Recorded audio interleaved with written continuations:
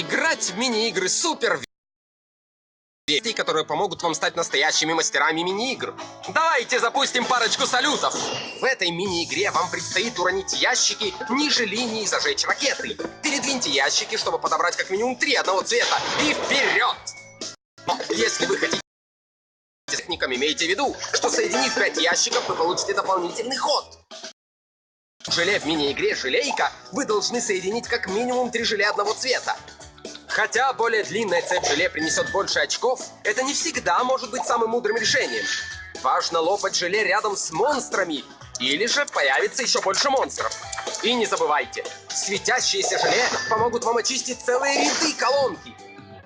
2048 — это захватывающая игра-головоломка с элементами математики. Она заключается в том, чтобы складывать числа до тех пор, пока вы не получите число 2048. Попробуйте складывать несколько плиток сразу, концентрируясь на меньших плитках и сохраняя плитку с наибольшим числом в углу. Это должно облегчить выполнение задачи. Если вы предпочитаете игры с зарядом адреналина, вы должны отправиться в дорогу. Так называется игра в этом приключении. В игре в дорогу вы едете по трехполосной трассе, полной препятствий.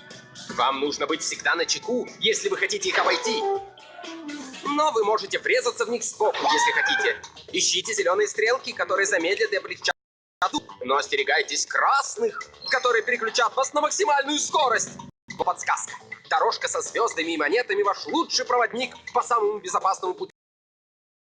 Если вы хотите что-то более внеземное, то можете отправиться прыгать по планетам. Прыгайте и запускайте себя на планеты, чтобы собирать монеты и звезды. Но избегайте прыжков на Солнце и черные дыры. И будьте очень... Гравитация сильнее, чем на других. Хотя звездной дорожке можно доверять, она покажет вам путь. Это все на сейчас. Надеюсь, эти подсказки и советы вам пригодятся. Вы хотели бы знать что-то о мини-играх? Расскажите мне в комментариях. А теперь, чего же вы ждете? Вперед играть в мини-игры!